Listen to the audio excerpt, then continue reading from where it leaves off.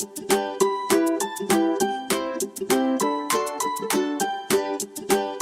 morning. I hope you've had a good week so far. We are gathering together to finish Joseph's story. Like I said last week, we're reading from our trusty kids' Bible. This is the story we're reading. Joseph helps his brothers. So let's listen to this. Have you ever had a problem that needed solving, but you weren't sure what to do? This happened to Joseph's family when they needed food to eat and food for their animals. Canaan, where Jacob lived with his sons, did not have enough food. Jacob was worried about his family. He heard that Egypt had food, so he sent 10 of his sons to buy food there. It's far away. After losing Joseph, Jacob didn't want to lose his youngest son, Benjamin, too. So Benjamin stayed at home. When Joseph's brothers arrived in Egypt, they went to buy food. Joseph was there, but they didn't recognize him. They hadn't seen him in a really long time. It'd been years. Joseph recognized his brothers, though, but he pretended he didn't know them. He said, "You must be spies. Why else would you come to Egypt?" His brothers were shocked. They said, "We're not spies. We're just brothers who are trying to help our family. There's no food in Canaan. We're 12 brothers. Our youngest is home with our father, and one brother is gone." Joseph agreed to let them go. He told them, "I'll let you go home, but one of you has to stay in Egypt. When you return with your youngest brother, Benjamin, then I'll let you all be together." So one of his brothers, Simeon, stayed in Egypt. When they returned to Canaan, Reuben told Jacob what happened. Jacob didn't want to let Benjamin go to Egypt. He still missed Joseph. He was scared of losing another son. He was worried about Simeon, though, who was still in Egypt. But the family needed food. When the brothers arrived in Egypt, they met with Joseph again.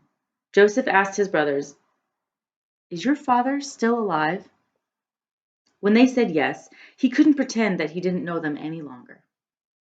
"It's me, your brother Joseph," he said. They stared at their missing brother. "Don't be afraid," said Joseph. "God has protected me so that I could help our family. I'm Pharaoh's assistant. I can make sure our family is safe and happy. Return to our father and bring him and everyone to Egypt. I'll give you land, houses, and plenty of food." The brothers told Jacob that Joseph was still alive. When he knew that his family would be together again, he was happier than he had ever been. On the way to Egypt, God spoke to Jacob. "Don't be afraid to go to Egypt. I will make you a great people there." When Jacob and all his family arrived in Egypt, they were given everything Joseph promised. Their family grew and they were happy. This is a story about a lot of things. There's a lot of things that we can learn from it.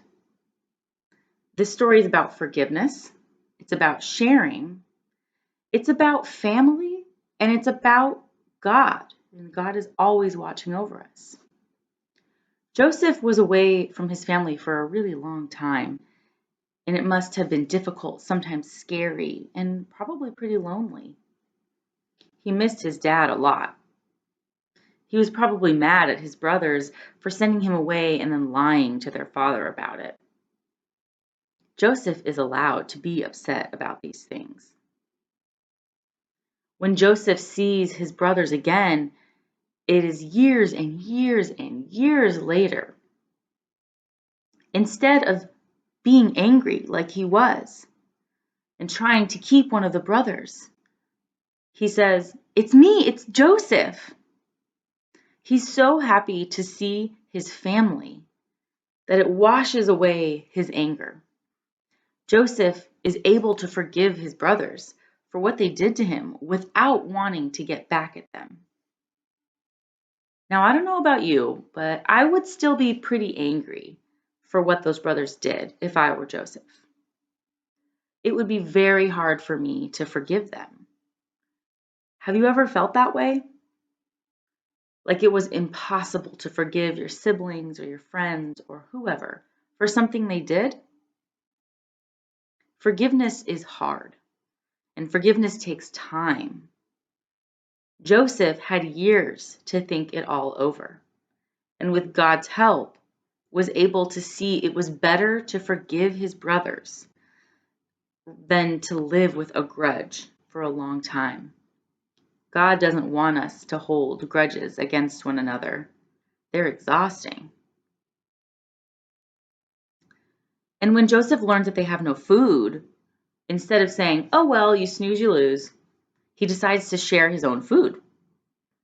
He invites his whole family, all 12 of them, to come and live with him so they can share the food and finally all be together. God brought them back together. God was with them the whole time. Like I said, this is a story about forgiveness, sharing, family, and God. So this week, how can you practice forgiveness? Is there a grudge you want to try and let go of? Like I said, forgiveness takes time, but we have to practice it every day. How can you practice sharing? There are a lot of people who could benefit from anything that we can share right now. And I know you're probably spending a lot more time with your family these days, but how can you practice being grateful for your family? There are a lot of people who cannot see their family right now either. Finally, where will you see God this week? God is in the big things and the little things. God is in our words of forgiveness, our acts of sharing, but God's also in the birds chirping outside and in our each and every breath. God is everywhere. So let's try every day, even just for a moment, to take a second to remember how much God loves us and how much God is with us and in us, wanting us to forgive, wanting us to share, wanting us to be together. And let's say, thanks be to God. So I hope you have a wonderful week, and I will see you next week when we celebrate Palm Sunday. All right, see you later.